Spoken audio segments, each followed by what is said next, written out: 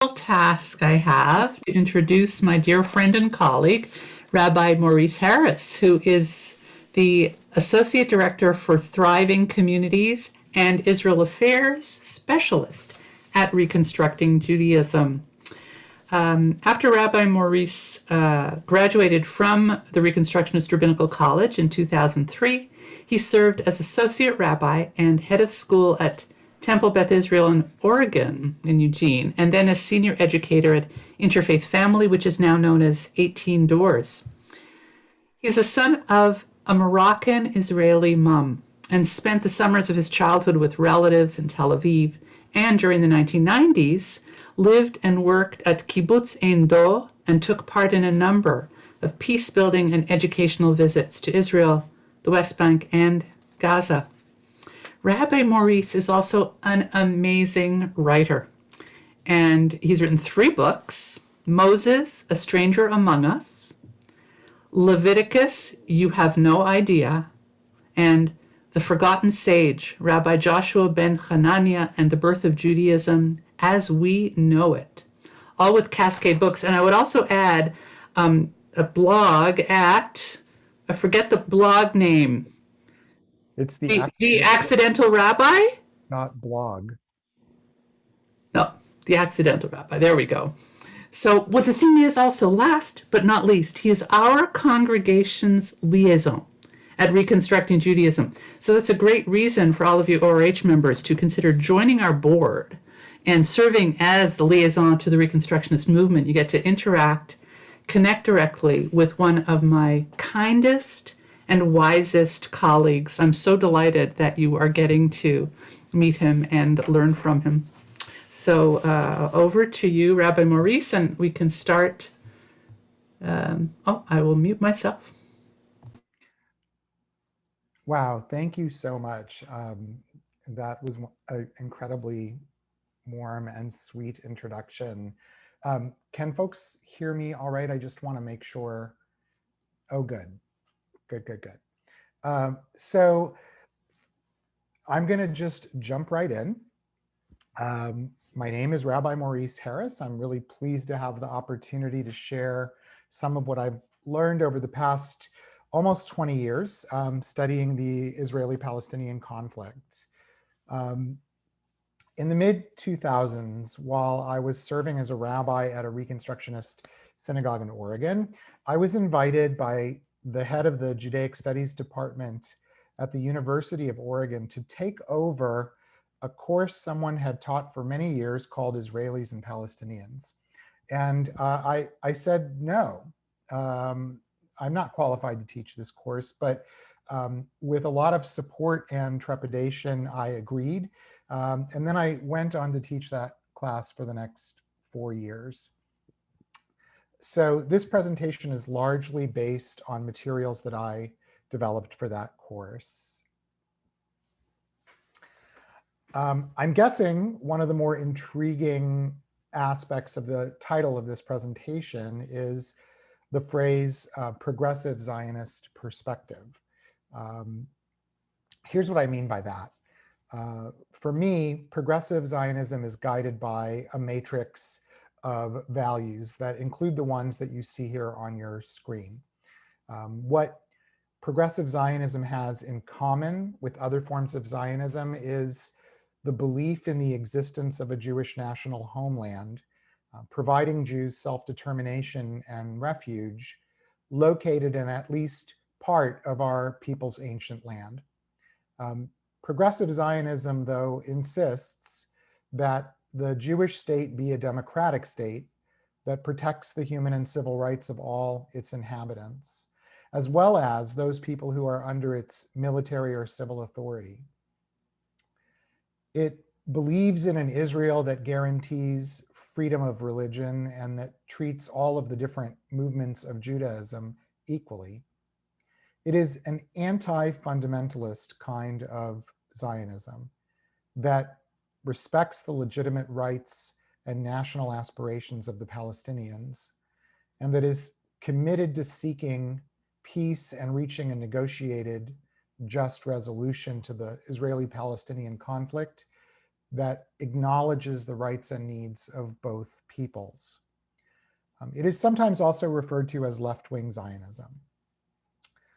Progressive Zionism assumes that Jewish Israelis and Palestinians both have strongly developed national mythic narratives of the conflict, that those narratives deserve to be taken seriously, and that getting to a just and peaceful resolution will require, technical glitch here, one moment.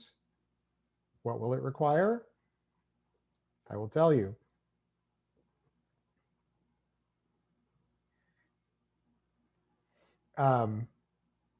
Sorry about that. That it will require both sides to understand the other's narrative and to recognize the limitations of both narratives to capture the fullness of the conflict. So throughout this mini course, and it's a 3-part course, I'll be referring to a dual narrative approach to studying the conflict. So I will toggle back and forth between a Jewish Israeli narrative and a Palestinian narrative. Now, because of who I am, a progressive rabbi with family in Israel and a whole bunch of biases, some of which I'm probably not even aware of, my way of presenting on this topic is bound to be incomplete and inadequate at properly representing the views of people to my right and to my left on both sides of this conflict. So I urge you, I implore you to seek out other voices and question absolutely everything. So having said that, let's get started.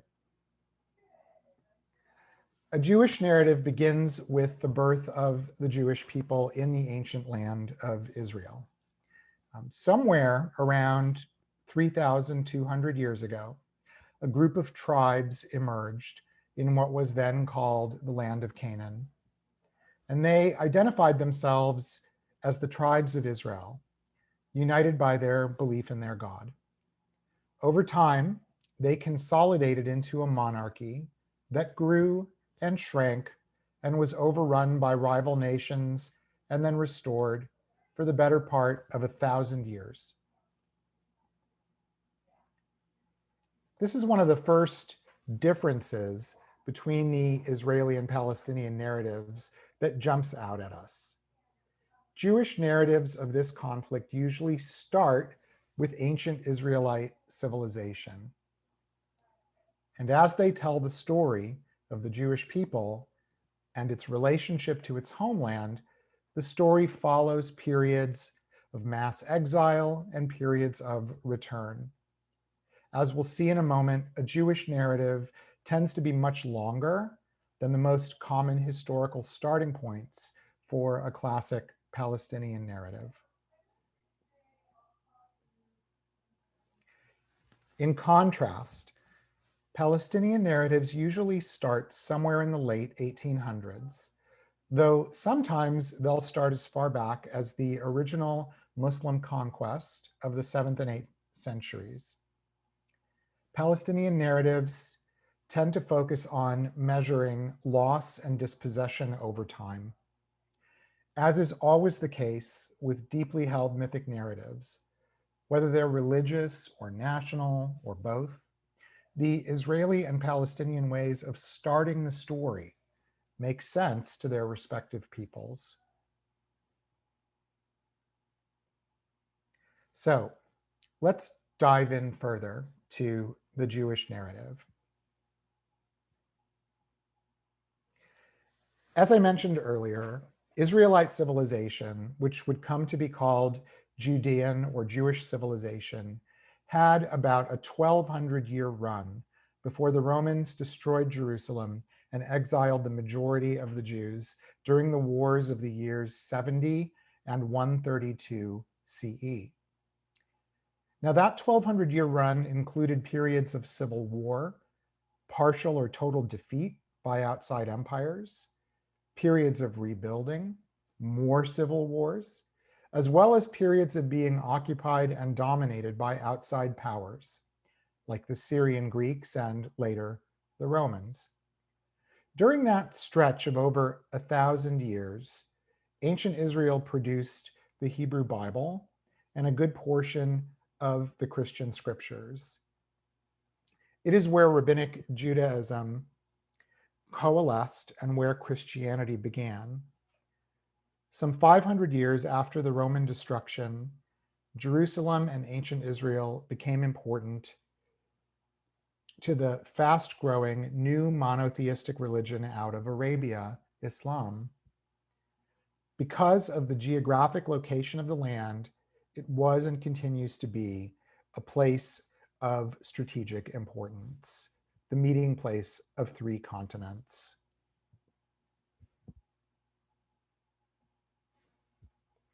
As this 16th century German map shows, Jerusalem, and really the entire strip of land along the eastern shore of the Mediterranean, sits at the meeting place of 3 continents. And before the peoples of the Mediterranean became aware of the existence of the Americas, it's easy to see why this piece of land was perceived as being the center of human civilization. Throughout the many centuries that ancient Israel existed as a sovereign nation, it was always an uphill struggle to maintain its independence. Empires centered in Egypt to the south, Assyria to the north, and Babylon to the east were constantly fighting each other. And Israel was a piece of terrain that all of them found advantageous to hold. For most of ancient Israel's history, its rulers found it better to cut deals with one of the competing big empires than to stand completely independent of all of them and try to hold down the fort. The Roman destruction of the year 70 changed everything, beginning what would become a 19th century long period of Jewish exile. Oh, there were small numbers of Jews who continued to live in the land throughout, but Jews became a people who were nowhere sovereign. The destruction of ancient Judea by the Emperor Vespasian's general, Titus, was celebrated in Rome with the building of Titus's Arch. Which you can visit and walk through today, including this famous relief depicting Roman soldiers carrying off the sacred objects from the ancient temple. As Jews adjusted to their new situation of exile and dispersal, Rome commemorated its victory with a series of coins featuring the Emperor Vespasian's face on the one side and an image with the caption Iudea capta, Judea captured, on the other. As the Romans tended to do, they depicted themselves in the form of a man standing tall, helmet and shield behind him in the aftermath of victory. And they depicted the Jews as a seated woman, head bowed in despair and under the man's control. These coins were plentiful, and this kind of imagery seared itself into Jewish consciousness. The Catholic Church found its own popular use for this motif of depicting the defeated and discredited Jews as female, set next to the triumphant male Christian. Hundreds of sculptures like this one at Notre Dame in Paris, called Synagoga and Ecclesia, depict a man standing proudly with a crown on his head, scepter in his hand, and chalice, a serene smile on his face. He was Ecclesia, the church, with all its truth and glory. Next to him is always Synagoga, the Jews, female, head downcast. Her crown has fallen off her head. You can see it down by her foot on the right. Her staff is broken in half. And instead of holding a chalice that presumably contains the wine of communion, she holds the tablets of the law, now superseded by Christian salvation. So why this history lesson? Because these are some of the patterns and images and memes that shaped hundreds of years of Jewish consciousness, especially in Europe after the Roman exile. The Romans deported Jews to different parts of the empire, and diaspora Jewish life began in earnest. As a people and a religion, Jews wove their memories of their homeland into their daily prayers, their festivals, their rituals, and their key life cycle moments. 3 times daily, they faced Jerusalem when they prayed, and they concluded major holy days with the phrase, "Next year in Jerusalem." Jewish wedding ceremonies would end with the groom reciting a verse from Psalms, "If I forget thee, O Jerusalem, may the strength of my right hand wither," followed by the smashing of a glass, a tradition that began as a reminder that even in this joyous moment of a wedding, the world and the Jewish people is fundamentally broken, banished from and bereft of its holy city. Religiously, Jewish self-understanding revolved around a theme of exile and return, a theme that echoes throughout Jewish prayers. Okay, let's pause now. I always take a big breath at these big, hard pivots, and we'll shift into a Palestinian narrative. I should warn you that a dual narrative approach involves risks of whiplash. So let's jump into a Palestinian classic narrative. But as we do, I need to once again offer the caveat that I am far more likely to get some things wrong because I'm not Palestinian and because I am who I am. What you are really about to hear is a progressive Zionist understanding of the Palestinian narrative. That's not a substitute for hearing Palestinian narratives directly from Palestinians. At the same time, and stay with me as I tease out this notion, embedded within each of these two narratives is the way each group tends to understand the other's narrative. I'm talking about people in both groups who have genuinely attempted to learn about the other's narrative and are not trying from the outset to invalidate it. What I'm able to offer tonight is one example of how a progressive Zionist Jewish person hears and repeats his understanding of a mainstream Palestinian narrative.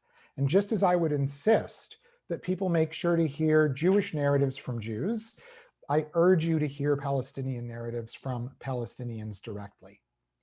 With all those caveats stated, let's move forward. So, as I said before, sometimes the Palestinian narrative begins with the story of Islam's beginnings. One of the key stories of Revelation in the Quran describes a mystical night journey that the Prophet Muhammad took from Mecca to Jerusalem, a teaching that came to provide the basis for the building of the Dome of the Rock in 691 CE. After centuries of Byzantine Christian rule, the Holy Land was conquered and absorbed into the Islamic Empire, which by the 8th century had expanded dramatically. For the small Jewish population that had been living in the Holy Land under Byzantine rule, the Muslim conquest was a welcome change. The Byzantines had prohibited Jews from worshiping in Jerusalem, and the Muslims freed them to do so. Context is always important. It's easy for people living in modern democracies to think poorly of any conquering empire. But at the time that Islam came to rule the land of Israel, it brought a set of religious teachings that seemed well designed to make room for Jews and conquered Christians as well, so long as they didn't challenge the ruling authorities. Western modern democracy was not going to be born for another 1,000 years. And most people back then assumed that the question wasn't whether a conquering empire was going to be in charge, but which one would be in charge and how they would treat people, including their minorities. So again, by those measures, the small Jewish population in the Holy Land and the Jews living in Muslim lands abroad saw their lives improve dramatically under the early caliphate. Islam established a firm code requiring local Muslim authorities to respect and leave in peace the other peoples of the book, Jewish and Christian monotheists. Their teachings also emphasized the duties of a host or a ruler towards those dependent upon their protection. Finally, the Muslim authorities did away with many of the restrictions that prevented Jews from being traders and doing business across the Mediterranean Sea, something Jews were in a good position to do given their dispersion across the region.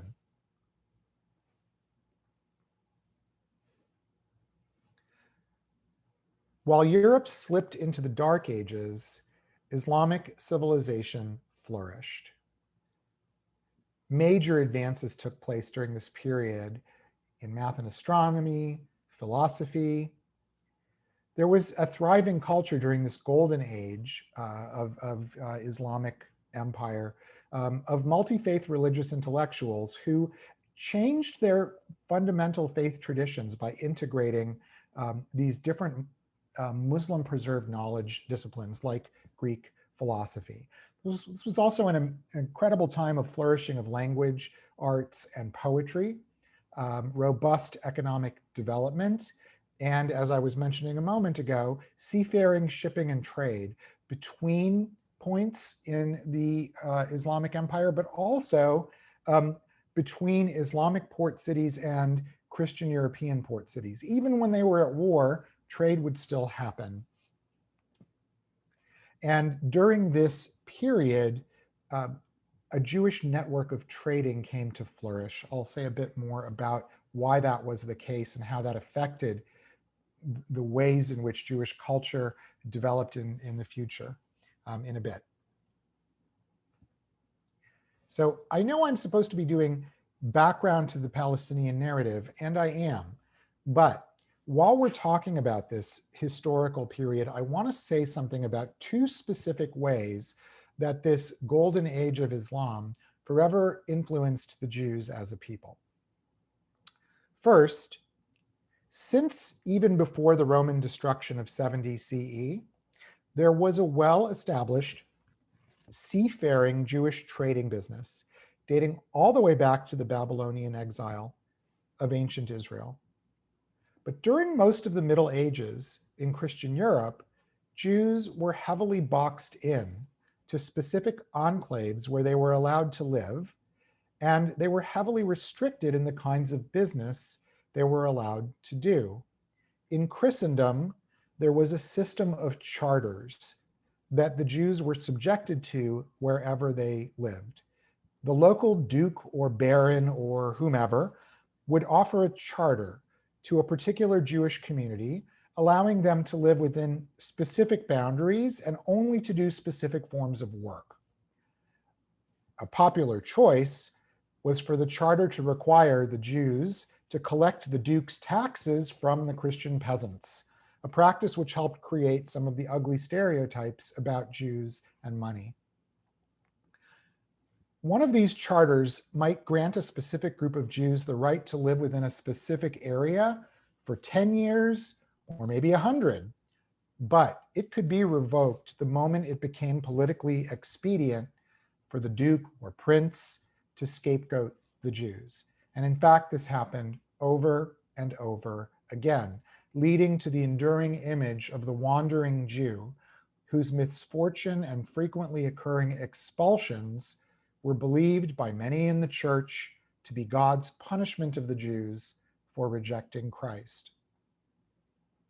By contrast, under the caliphate during this particular era, it was a whole different set of rules for Jews. Jews were for sure second-class citizens under the caliphate, and they had many disadvantages compared to Muslims. But crucially, they were allowed to do business, and had rights to travel and settle throughout the empire. It was Muslims who built the massive shipping and trading empire on this slightly blurry map that you have on your screen. But there were many, many Jews who took part in it, earning a reputation as trustworthy conveyors of cargo and setting up systems of credit using the Hebrew language as a kind of pre-modern layer of communications encryption for the financial transactions of Muslim traders doing deals around the world. A large class of Jews became the Caliphate's UPS and PayPal service during this time. Look, I, for one, am living proof that not all Jews are good at business, really. But part of what led to Jews culturally developing some of the skills that shaped their opportunities to flourish centuries later in modern open societies got their start during this period because of this set of circumstances. The other way that Islam's golden age forever changed Judaism was through its own religious evolution during that period. It was during this time that there was a flourishing of what we might today call liberal intellectual exploration in Islam. And its leading religious intellectuals embraced Greek philosophy and the sciences and dialogue with Jews and Christians. These ideas influenced the leading Jewish rabbis and philosophers of this period. Most famously, Maimonides, the Rambam. The image you're looking at is an actual fragment from a commentary on the Mishnah featuring some of Maimonides' handwritten notes. The entire document is written in Judeo-Arabic, a language kind of like Yiddish that used Hebrew characters phonetically to spell out words in mainly Arabic. The impacts that this era had on the development of rabbinic Judaism influenced traditional Jewish practices immensely, so much so that it is fair to say that the Judaism we practice today would not be what it is without having been profoundly influenced by Islamic religious thought during this period. And you can work it the other way. Islamic thought during this period could not be what it was without its deep interest in Hebrew biblical and Jewish rabbinic study. So this leads me to a quote that I'm going to come back to further on in this three-part course that goes like this: "We are who we are in part because of who they are, and they are who they are in part because of us." That's not just a nice thing to say, it's really true. Fast forward on the timeline a few centuries, and we come to the 4-century period in which the Ottoman Empire, the Turks, ruled Palestine. Throughout that time, Arabs were the supermajority in the land, living in hundreds of villages, small cities, and a few larger cities, including Jerusalem.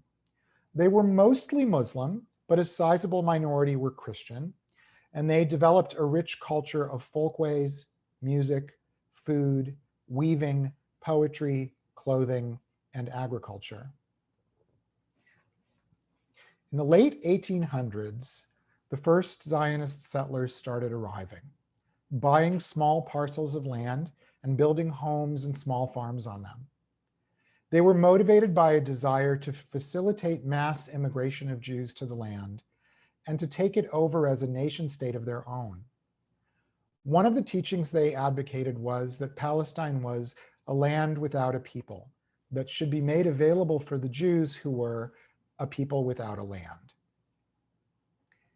An influential group of evangelical Christian leaders in Britain and the United States, believing that the second coming of Christ was soon at hand and that prophecy foretold of the Jews returning to the land and reclaiming it as part of those end times events, began lobbying alongside the early Zionist leaders in support of this project.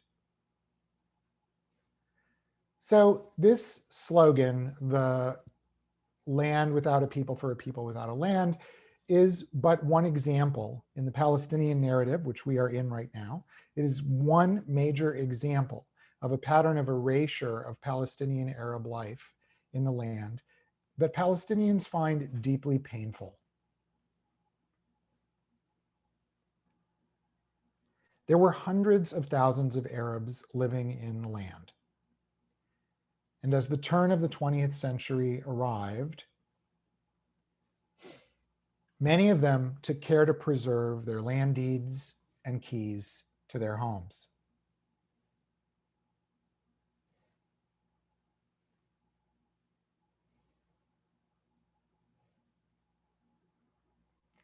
All right, are you ready for more whiplash? Chiropractic bills are the responsibility of those taking this mini course. Here we go. We're going to pivot back to a Jewish narrative. And I'll just say I'm using the terms Jewish narrative, Zionist narrative, Jewish Israeli narrative kind of interchangeably. That is a little bit sloppy, but I'm going to beg your indulgence during the course of this presentation. So, the beginnings of organized Zionism in the late 19th century came from a very specific set of contexts.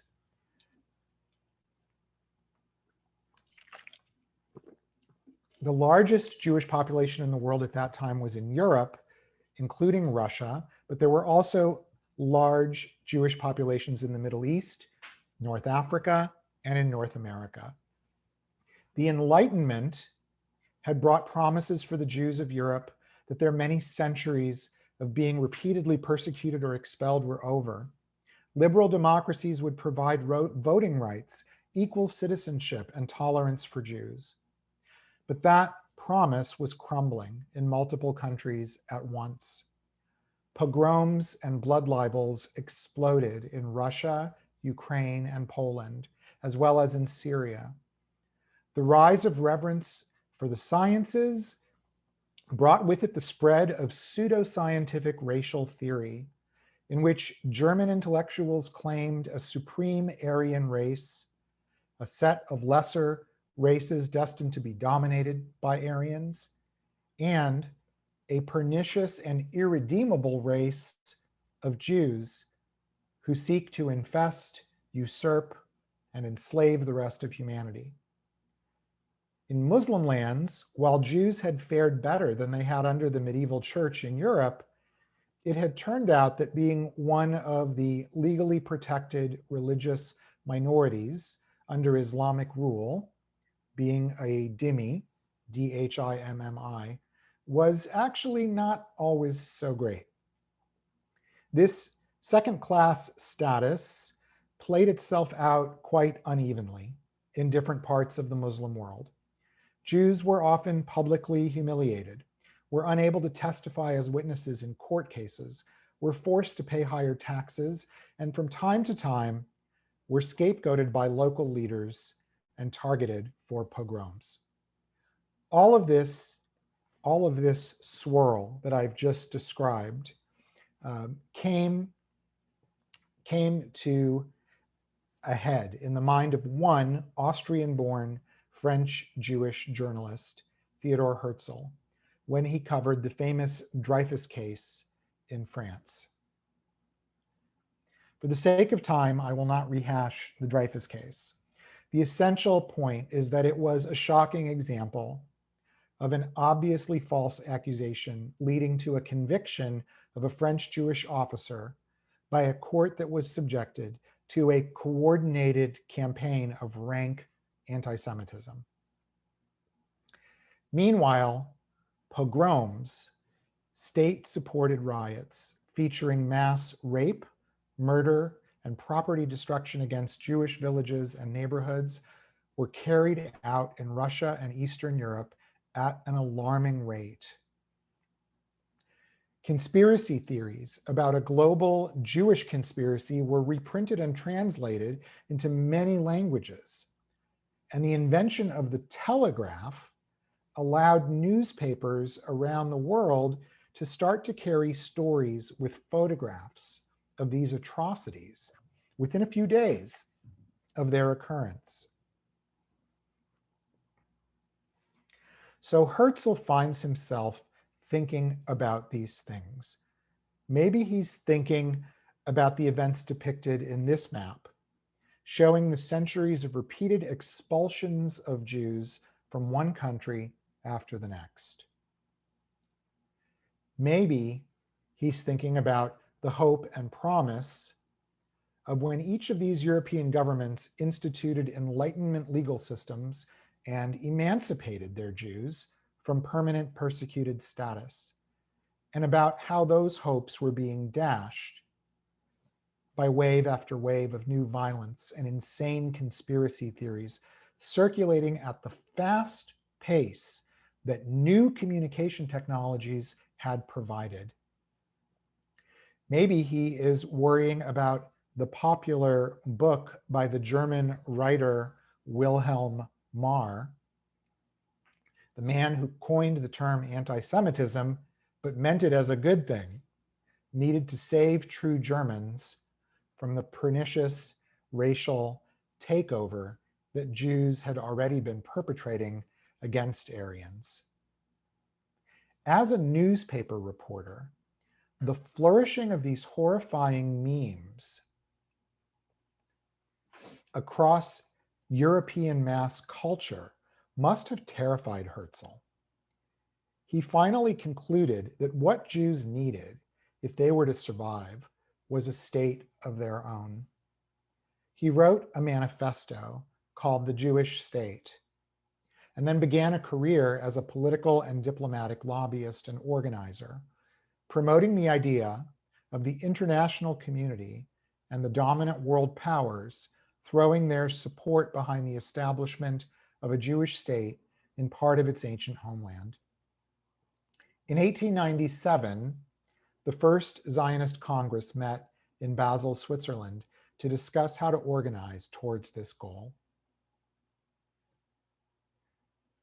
By 1914, the war to end all wars had begun, and it would change everything. France, Russia, and there's a reason that it's crossed out, and England were fighting it out against Germany, Austria-Hungary, and the Ottoman Empire. Eventually, the United States would enter the war, and before the war would end, there would be a revolution in Russia that would give birth to the Soviet Union and pull Russia out of the war. That's why Russia's got to slash through it.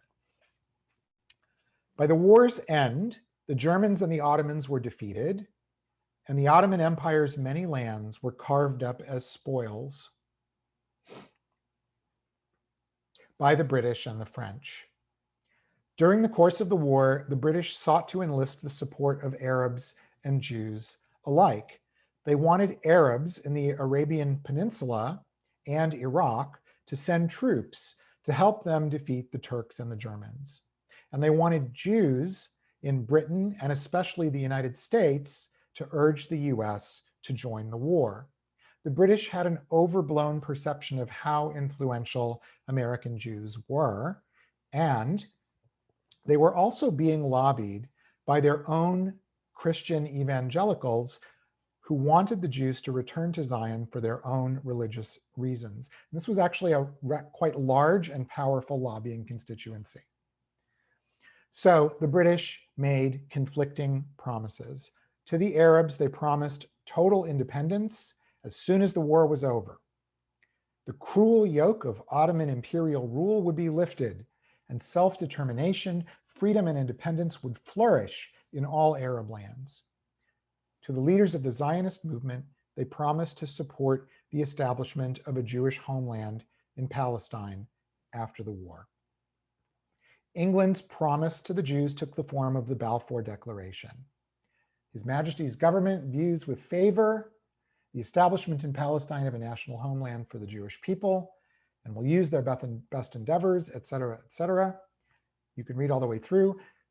Every part of it is important, including the part that says nothing shall be done which may prejudice the civil and religious rights of existing non-Jewish communities in Palestine, or the rights and political status enjoyed by Jews in any other country. The Arab leaders were shocked and furious about the Balfour Declaration, given the promises that had been made to them and to the thousands of Arab soldiers who had fought and died in World War I on the Allies' side. After the war ended, the League of Nations was established, a forerunner to the United Nations, and they held a conference at San Remo in which they established as a matter of international law that the British and the French would be given what they called mandates to govern the different Arab territories that had previously been under Ottoman rule. The mandates were to be temporary, and the European colonial powers were to help prepare the indigenous peoples for independence and self-government. The Arabs found this patronizing and outrageous, but the League of Nations voted in favor of it, and they awarded Britain the mandate for Palestine, which you can see from this map was defined as the territory that today includes Israel, Gaza, the West Bank, and all of Jordan. The League of Nations included this language in its authorizing of the British mandate for Palestine, whereas recognition has thereby been given to the historical connection of the Jewish people with Palestine and to the grounds for reconstituting their national home in that country, it being clearly understood that nothing should be done which might prejudice the civil and religious rights of existing non-Jewish communities in Palestine or the rights and political status enjoyed by Jews in any other country. For the Zionist movement, San Remo was a great day, the day that the project of building a national home in Zion became codified as a matter of international law, albeit vaguely and subject to the control of the British, and with those caveats regarding the non-Jewish residents. Nevertheless, supporters of Zionism were overjoyed that these developments took place, and they redoubled their efforts to send money and supplies and immigrants into this newly British governed territory.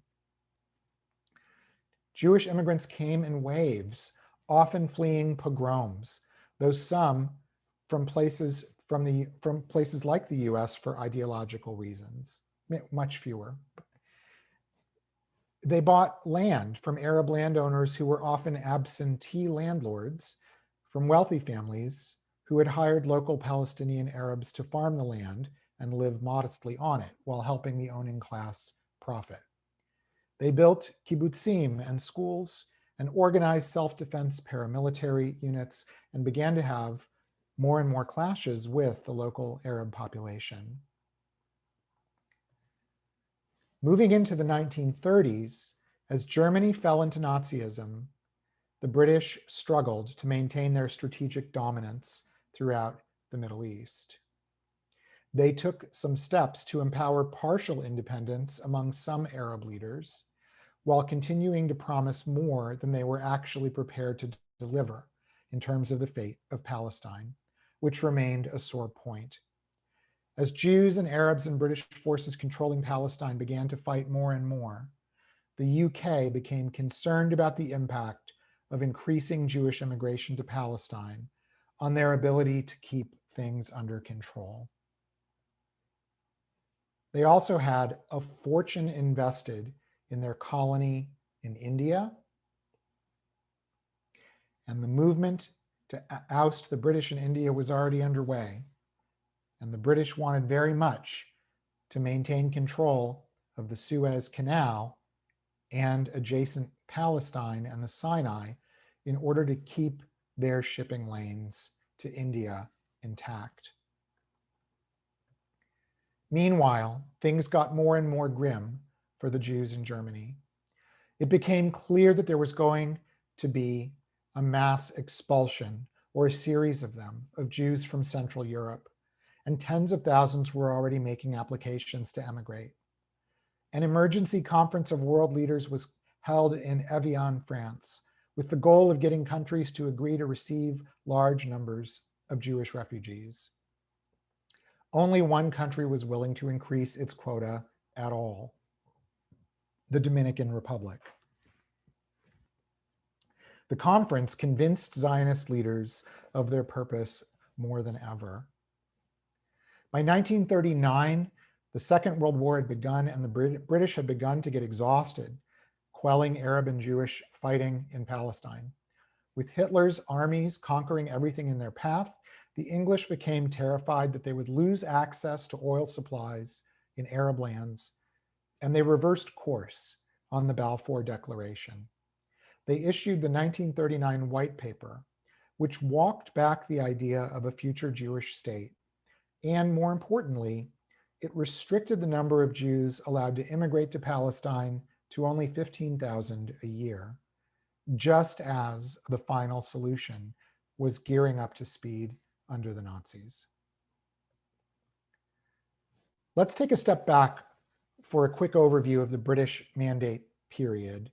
During this time, we see the rise and intensification of Arab nationalism. There's an increase in Jewish and Arab immigration to Palestine. Arab immigration in this case, because the British really did heavily invest in building roads, train lines, schools, and electricity, and it sparked economic growth and some natural migration and immigration patterns in the local area. The British, hoping to soften the blow to Arabs that the Balfour Declaration represented, divided the territory of Palestine into two different entities, creating the Hashemite Kingdom of Jordan, east of the Jordan River, and leaving everything west of the Jordan as Palestine. In Jordan, they installed a king whom they hoped would be a loyal pawn. Violence grew between all of the different parties in Palestine. The British foreign policy kept shifting this way and that, which served to undermine their credibility and increase resentments all around. Hitler came to power, and the Jews of Europe entered what would become their darkest hours. And between 1936 to 39, a major Arab uprising took place in Palestine, targeting the British and the Jews alike. From a Jewish point of view, the British were unfair and cruel. By creating the country of Jordan, the British dramatically shrank the territory that Jews had until then thought they were going to receive part of for a state. And the British banned Jewish immigration entirely to Jordan as well.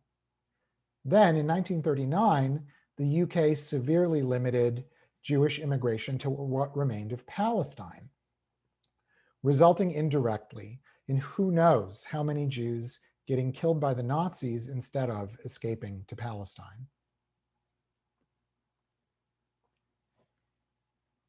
Since I'm still telling the Jewish narrative, I'll add in that throughout the Mandate period, there were many attacks by Arabs against Jewish civilians.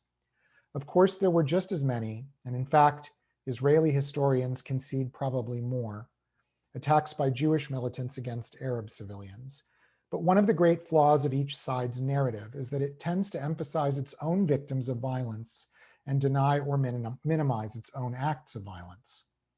What you're seeing here is a partial spreadsheet of acts of deadly violence carried out against Jewish civilians by Arabs during this period. We'll see a similar slide later on when we go back to the Palestinian narrative. The point here is not for you to try to read the fine print, it's to be overwhelmed by the many, many examples. There's another important piece to share that's part of the Jewish narrative. After the Arab revolt of 1936 to 39, the British expelled a number of key Palestinian leaders. One of them, Hajj Amin al-Husseini, was a religious and political leader known as the Grand Mufti of Jerusalem. He fled to Lebanon and then to Iraq. In Iraq, he collaborated closely with the Nazis and their supporters. He traveled to Germany and met with the SS, and he helped channel Nazi propaganda about Jews into radio and newspapers in Iraq. In 1941, there was a coup in Iraq in which a government that had essentially been a British puppet fell to a group of officers who had been promised independence by the Nazis if they would just support them during the war, kind of a popular offer made by European powers. This group came into power with the Mufti of Jerusalem's support, and they helped spur a massive pogrom in Baghdad that killed over 100 Jews and destroyed hundreds of homes and businesses. This pogrom is called the Farhud, and it contributed to what would become a mass exodus of Jews from Iraq to Israel. So this is just a warning that there are a few disturbing images in the next slide. So, of course, an essential part of the Jewish narrative is the Shoah, the Nazi Holocaust. In the space of 4 years, 2/3 of the Jews of Europe were murdered. 90% of the 3 million Jews of Poland were murdered. It was the most efficient and industrialized act of genocide that had ever taken place. And there really aren't words to describe it.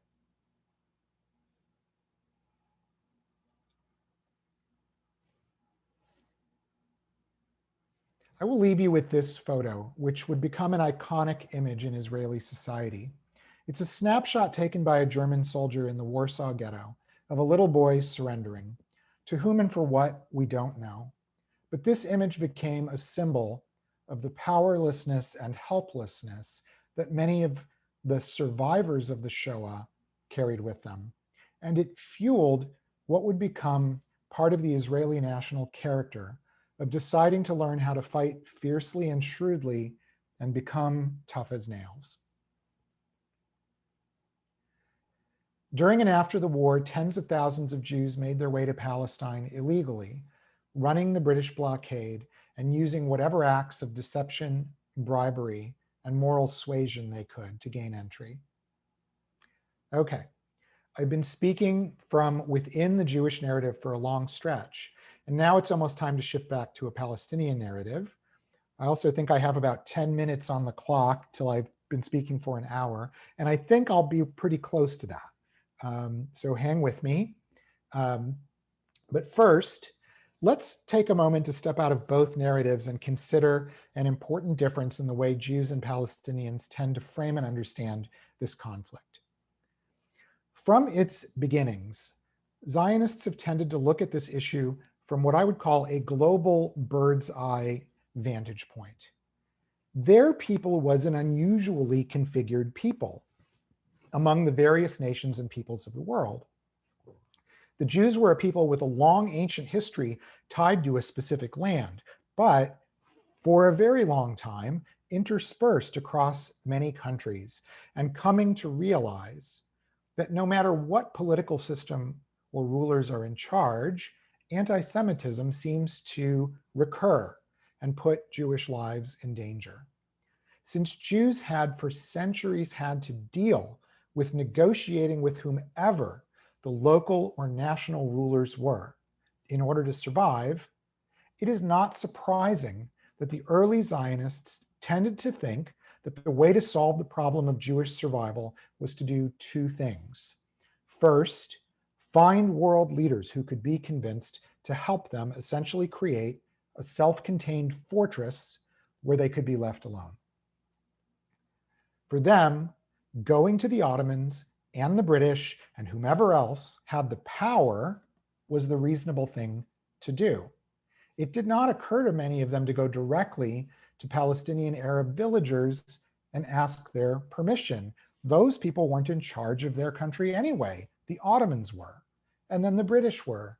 And from a Jewish vantage point, it seemed likely that it would always be one empire or another. They also imagined that the security and dignity that came from having a land of their own was more important than the specific ties to one's own personal land that so many Palestinian Arabs felt deeply. Many Zionists were confused by the intensity of Arab rejection of their project. They thought that Arab nationalism against European colonialism was right and just, and that it would be satisfied by the establishment of one or more large independent Arab countries. and that as long as every people with a claim in the region deserving of a state got a state, there was plenty of room for the Jews to have a small piece of the overall regional pie. Bird's eye view. Palestinian Arabs, by contrast, come to the conflict from a vantage point that is firmly rooted in their homes and villages, in the local places that had become part of their extended family and clan's identity over centuries. They endured Ottoman and British rule, but they always viewed those forces as outsiders. And when Arab nationalism and anti-colonialism gained momentum across the colonized parts of the world, they too sought independence and freedom. For Herzl to visit foreign leaders and Chaim Weizmann to get European powers to sign papers awarding some of their lands to future Jewish immigrants, it seemed bizarre and outrageous to them. What it comes down to, from a Palestinian perspective, is that whatever the Jews' collective grievances were against Europe, or even against most of the rest of the world, it could not legitimate their attempt to build a new country in places that were part of the weave of Palestinian Arab villages, towns, families, and culture. There is a popular song by the Israeli artist Yehudit Ravitz, whose chorus is Dvarim sheroim misham lo roim mikan. The things that can be seen from there can't be seen from here. I think of that lyric when I think about the radical difference between the Zionists' bird's eye view and the Palestinians' ground level view. So having said that, I'm going to press on for about 10 more minutes. And I want to shift to the Palestinian narrative, picking up on the eve of World War I. So, by the way, this photo is a photo of women, I think in the 1920s, gathering water from a well in, it's either in Nazareth or Bethlehem. I'm embarrassed that I'm mixing my two photos up. It's still there. Okay, first some context. As this map shows, European powers had colonized most of Africa and Arab Northern Africa, while the Ottomans, in the upper right of this map in the beige, while the Ottomans held the Arabian Peninsula and the Persian Gulf region, which is kind of off the map.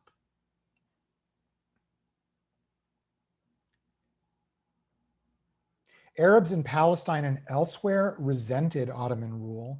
The Turks were quite clear that they were not, ethnically speaking, Arabs, and they were known for viewing Arabs with disdain. Arabs resented this enormously. As Arabs began to organize to oust the Turks, World War I began, and the British and the French came knocking, promising Arab independence in exchange for troops and supplies and other support for the war effort. People like the famed Lawrence of Arabia emerged from these battles. The European powers made promises. Arab nationalism and the desire for Arab independence in a post-imperial, post-colonial, new world of independent nation states representing the peoples indigenous to their lands, that was the promise repeated over and over again, particularly by France and the UK. And with a kind of shameful audacity, the European powers broke these promises left and right. You may remember that earlier we saw that the Russians were on the side of the English and the French in World War I until the 1917 Bolshevik Revolution created the USSR. At that point, Russia withdrew from the war. But the new Soviet regime discovered something that the Tsarists had signed off on with the British and the French, something that they knew would infuriate the Arabs seeking their own liberation, and that they hoped might influence Arab leaders to consider aligning with the new communist nation. The British and the French had met, and the Russians had signaled were present and had given their assent to a secret agreement called the Sykes-Picot Agreement, in which the British and French brazenly agreed that they had no intention of giving the Arabs independence after World War I, and that after the war they intended to divide the Arab lands into zones, a British zone, a French zone, and for Palestine, a regime that several Western powers would oversee. The new Soviets exposed the agreement and humiliated the British and the French. Nevertheless, Sykes-Picot was the plan that the British and the French implemented, more or less, and they lobbied the new League of Nations to formalize that plan into law. They justified it by proclaiming that the British and the French were not going to be colonizers. No, they were being given these lands in trust as mandates, and they were required to develop their infrastructure and help educate and prepare the natives for independence at some future date. The British got Palestine and Iraq. The French got Syria and a ton of influence over Lebanon. Saudi Arabia was established as an independent state. It's a very long and convoluted story, but Uncle Sam made some major deals with the new regime and secured a lot of oil. Meanwhile, the British allowed the Zionist leaders to organize and begin receiving large numbers of Jewish immigrants.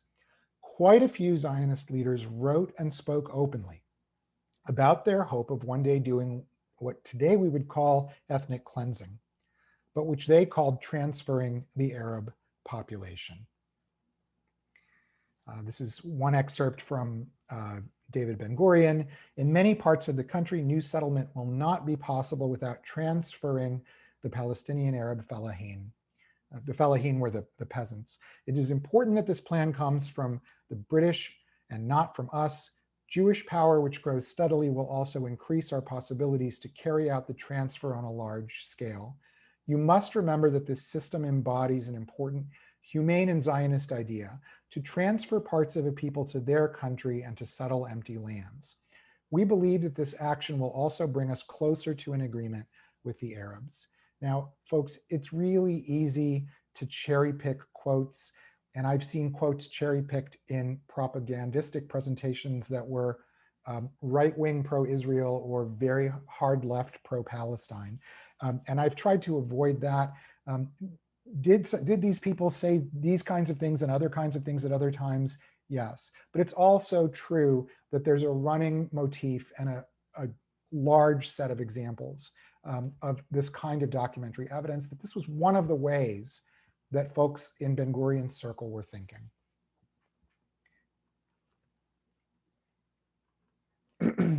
Arabs organized in villages and in the big cities, and they had local and regional leaders who fought diplomatically and sometimes via strikes and mass demonstrations.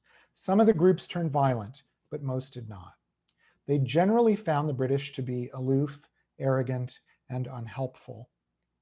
In 1936, Arabs began a sustained campaign of crippling protests, including riots and some paramilitary actions. The British were quickly overwhelmed, and they began enlisting the support of the Haganah, the main Jewish militia, to put down the Arab revolt. In 1939, the British finally quelled the uprising, and they decided to deport a large number of Arab leaders. This had a devastating impact on the Palestinian Arab population over the course of the next decade. Its political and military leadership had effectively been decapitated and deported, and regrouping was something they were never able to do entirely. Meanwhile, a faction that split off from the Haganah, the Irgun, led by future Israeli Prime Minister Menachem Begin, engaged in many acts of terrorism against Arab civilians. It started as a policy of reprisals in kind after Arab terrorist attacks, but then escalated beyond that. Just as I earlier showed a couple of partial screenshots of spreadsheets of Arab attacks against Jewish civilians during the Mandate period, now I'm going to show a couple of partial screenshots of attacks by the Irgun against Arab civilians and others, including British soldiers and diplomatic officials. And again, I'm not expecting anyone to try and read fine print on a spreadsheet, but just to note that in both cases, I just took partial screenshots of much longer lists. So I've come to my second to last slide. We've been moving far too quickly through the years between the two world wars from a Palestinian narrative perspective, really in both narratives, too quickly. But there's an important theme that I've heard in listening to how many Palestinians have described this period between the two wars, World War I and World War II. And that's the experience of having many different forces arrayed against you that want something of yours and that keep improving their position and creating ever more facts on the ground, while at the same time calling upon you to be reasonable and negotiate a resolution. From a Palestinian perspective, what might have felt reasonable would have been for representatives of the Zionist movement to come to Palestine's indigenous leaders and plead their case before they began immigrating and buying land and building communities. For those representatives of the Zionist movement to have come to seek the Palestinians' uncoerced agreement to some kind of partition based on Jewish historical and religious claims, and based on the peril Jews found themselves in, that might have felt reasonable to many Palestinians. Leave aside for a moment whether that idea seems naive, absurd, or even unfair to Jews facing mass pogroms and the rise of anti-Semitic fascism. Leave that aside for a moment, because we're talking about people's narratives, how they carry memory and experience in their hearts and collective consciousness. On the ground, where Palestinian families, shopkeepers, professors, and doctors, peasants, and urbanites were living their lives with deep roots in these places, the Zionist movement seemed like a juggernaut, engaging in many different strategies at once towards winning an independent state. Zionism's leaders are leveraging their contacts throughout the Jewish diaspora to try to move the hearts of powerful world leaders, the Ottomans, the Americans, the British, even neighboring Arab leaders. Some Zionists are bringing the organizing revolutionary skills of socialism from Russia and the Ukraine and building self-sustaining farms and trade unions.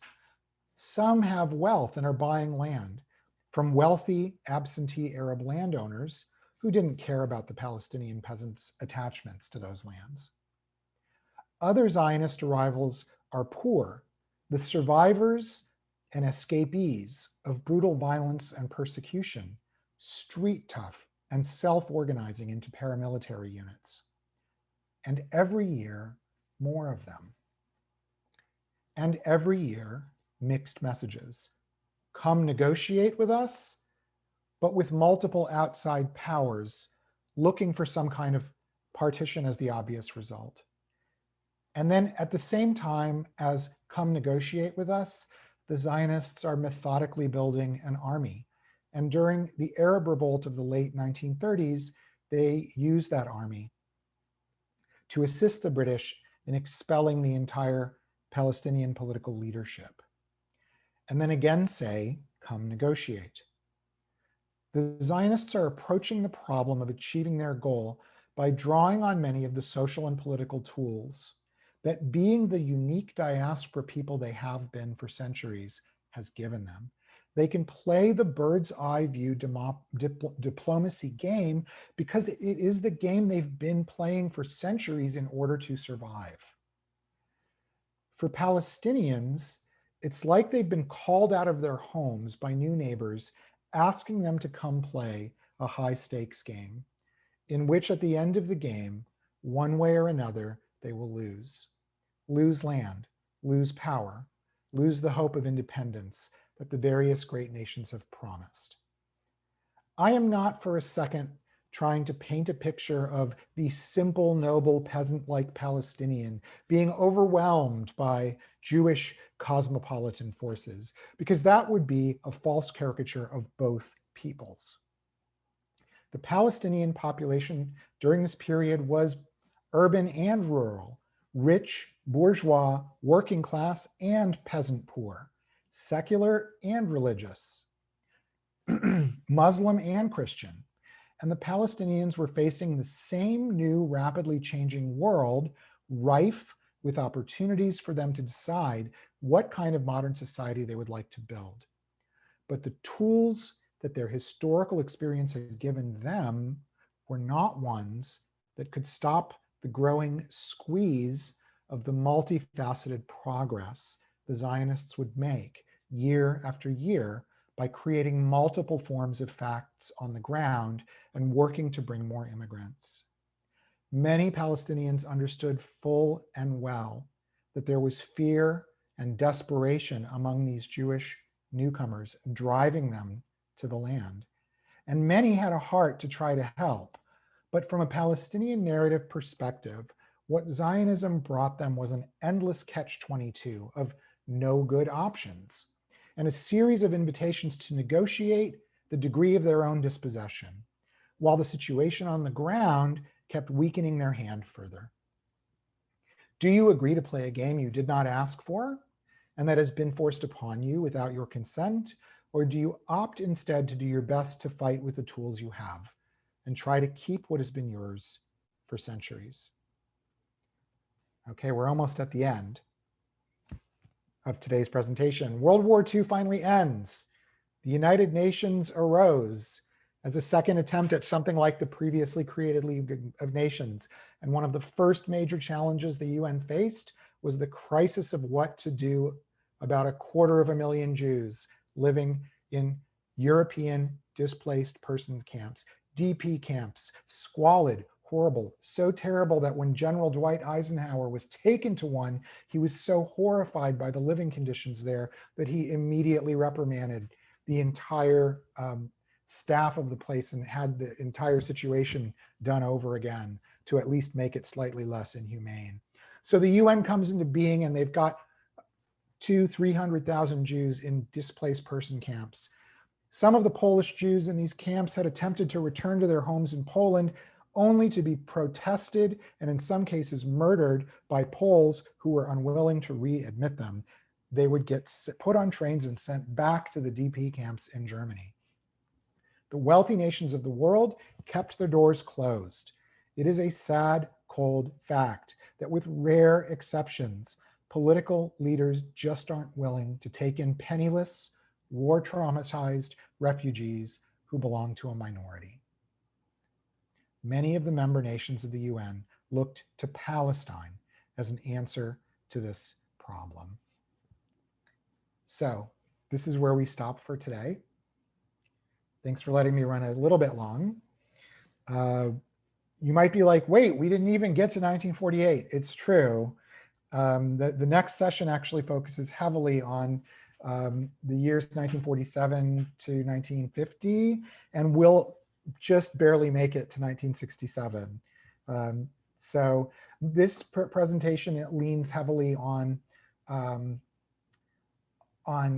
the earlier chapters of the conflict, because I in my experience working in Jewish communities, those are the parts of the story that are not well known. They're also the parts of the story that are that tend less to be triggering for people to have very visceral and reactions, because when you're learning about something that's more distant, it's easier to kind of get why people did what they did, because we're not that different from the people on all sides of this who did what they did. Thank you very much, Maurice. This was fabulous. I really appreciate it. I want to mention the dates for the next two events, and also that Maurice is going to present. So the first one is going to be on March 17th. We thought a whole month was too far, so we're making it every 3 weeks. They're both Wednesday nights, and the next one after that will be on April 7th, and we'll send you out information about that. So if you have questions and comments, please put them in the chat. And Maurice, would you rather I can relay you the 2 questions I've gotten so far? And okay, great. Let me just get to my page here. The first question is, how does progressive Zionism respond to a narrative that sees Israel through a lens of settler colonialism? Such a good question. I think right now that, well, I'll answer it a couple of ways. I actually think there's a lot of folks who have considered themselves progressive or liberal Zionists for decades, who still haven't learned what that term means, or who've only recently learned what that term means. I myself, I would say it's been less than a decade that I learned what a term meant that has been part of Palestinian discourse for decades. And that's what happens with this conflict.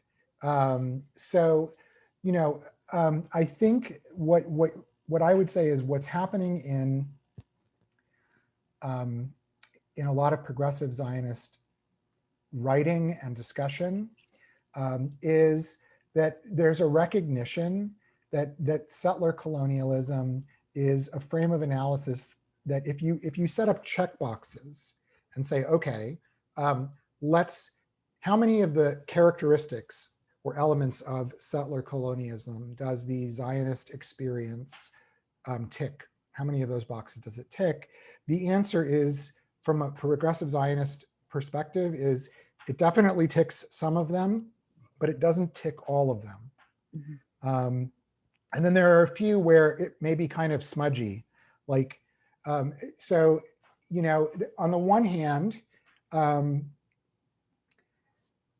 when groups come to a land where they haven't been living before, and they aren't coming as agents of a mother country, and their assignment is not to dominate the local population and put them to work mining and sending valuables back to the mother country and create this exploitative ongoing relationship. Their assignment rather is that they're there to live and to create a new land and a new identity and to establish themselves there.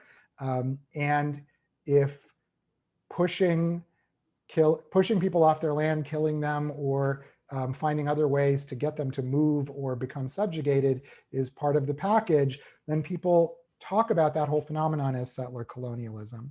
And most of the examples of, well, some of the prominent examples of that of course I'm the most familiar with, are right at home here in the United States, in Canada, and certainly the Afrikaner coming to South Africa.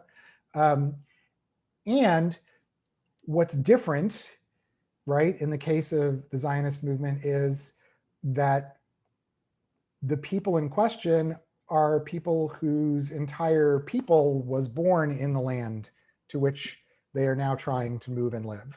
And they weren't just born there, they had over 1,000-year indigenous history there, and their ancestors were forced by violence to leave. So it scrambles the egg a little bit. But at the end of the day, and this is just me speaking from how I tend to think about these things, sometimes when a moral or social or political framework is put forward as a way to understand power and morality and to think about how to make things better, it's not always a perfect fit, and that doesn't mean that it's irrelevant, right? So if I ask the question a little differently, are there things that happen on the ground between Israelis and Palestinians on a day-to-day basis that are classical trappings of what has happened and does happen in other settler colonial states? The answer is for sure there are. And if I were to ask the question, are there some things that make it more complicated or that might distinguish between the claim Jews have versus, say, the claim Afrikaners had? There are huge things, huge and crucial things that are different. So that's as far as I can get with it. What I hope is that people in the progressive Jewish community won't run screaming out of the room if somebody says the words settler colonialism, that they'll stick around for the conversation. That's what I would like to see happen. Thank you. One quick response to what you were just saying from Carolyn is, she said, so maybe the Jews weren't perfect examples of colonizers, but weren't the Palestinians legitimately indigenous people? I don't see how you can suggest that the Palestinians are anything but indigenous people. I think the problem with indigeneity and the Jews is that there's kind of a category error in the discipline of the study of indigeneity, because Jews are weird. There are not that many cohesive, long, several thousand year lasting peoples that on the one hand were sort of grounded in an ancient homeland that is also their spiritual homeland. I mean, think about it, 1,000 years worth of ancient Israelites are buried there. So on the one hand, they have this very richly developed indigenous tradition that includes deep ties to land and sacred place. But on the other hand, they also have this almost 2,000 year stretch of being a predominantly diasporic people living in so many different places. It's hard to actually keep track of all those places. And maintaining a sense of identity that just sort of holds both those things, that didn't really ever need to figure out a clear and systematic way of holding those things. It just organically held those things. Mm-hmm. So that doesn't fit easily into the box of, well, who are you? Are you the Zulu or are you the Afrikaners? Well, you're not. You're neither. But I will say, the folks who want to make the case that it's important for the Jewish community to own the colonial aspects of the Zionist impact on Palestinians can say that without denying that this is complicated and fuzzy. Mm-hmm. when the subject of trying to figure out who Jews are comes up. But there isn't any fuzziness in my mind about Palestinians being indigenous. Some people, some right-wing pro-Israel advocates will say, well, they didn't really form a distinctive national identity as Palestinians more so than, say, Middle Eastern Arabs until there was a Zionist movement, or, well, a large number migrated there during the British Mandate period for economic opportunities, so shouldn't you exclude those people from being truly indigenous? And my answer to all of that is no, because again, it's like you're trying to play category games and make that be more important than what actually happened to real people in real situations. So to me, if I'm going to suggest that 2,000 years absence is not too long for Jews to still maintain some kind of claim, then I'm going to also maintain that it doesn't matter if a Palestinian family in Nablus has ancestors that were there for 700 years, or who showed up during the British Mandate from Lebanon. It doesn't matter. These are, and if somebody wants to say there's no such thing as a Palestinian, they made that up, my response is, well, and until 1948 there was no such thing as an Israeli. I mean, all these things are made up. That's not the point. And the fact that your identity gets partly defined by what happened to you because of your enemy, that happens all the time. Mm-hmm. I have a question. Thank you so much. Sure. I really appreciate how careful you're being to not gloss over the nuance of everything, and to really help us understand the depths and of this and the complexity of this. I have a question from Rabbi Liz to you, which is, in this part one, what is the hardest part for you to present? In other words, what might bump up against your own perspective on the current issues in Israel-Palestine? We haven't gotten to the hardest part for me. Okay. That's a great question. It's such a wonderful question. Look, I think that I have a tendency to err on the side of rachamim for what people do, on the side of compassion for what people do, especially under a tremendous amount of stress. And so,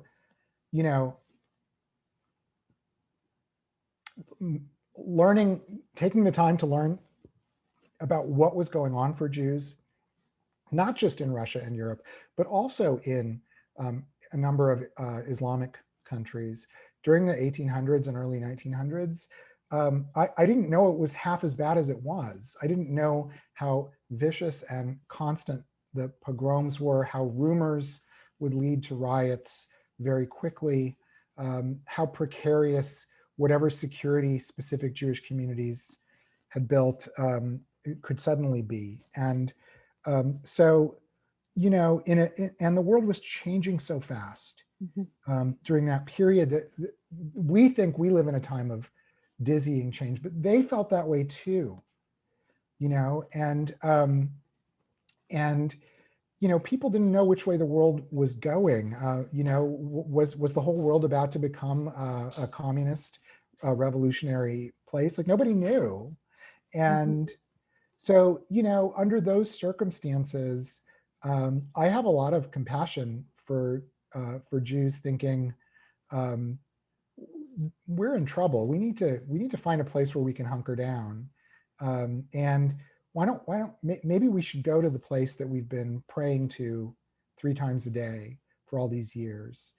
And similarly, I have a lot of compassion and a much better understanding for why Palestinians and other Arabs in the region repeatedly refused to engage in these different proposals for conferences and negotiations, because I started really getting that I don't like being patronized. I don't like people playing games with me. I don't like people playing games with my family. I don't like people playing games with my stuff. If somebody wants to ask me for help because they have a tough situation and they even want to explain to me that they have some connection to something that's mine, then they can come ask me nicely about it. But they're not going to come with subpoenas and lawyers and guns and a whole bunch of people moving in. Like, I'm not going to stand for that. I'm an American, damn it. I mean, that's the button. That's the button that it hits in me, is like, when I started reacting viscerally like that, then I got it. Then I was like, okay, well, no, I didn't get it. I don't get it. I don't know what that actually feels like. I got that someone could feel that way. Got it.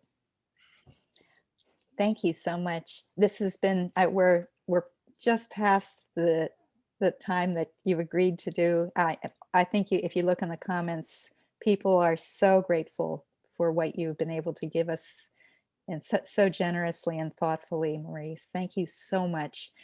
And I'm really looking forward to the next 2 episodes of this part of the series. And then we're going to have more after that. Not you, but other, we're bringing in other speakers and working together on that. So thank you all for joining us on this amazing launch. And thank you for launching it, Maurice. You're wonderful. Thank you all. It's really been great spending this time with you. Hopefully someday in person. I hope so too. All right. Take care all. Bye-bye. Bye.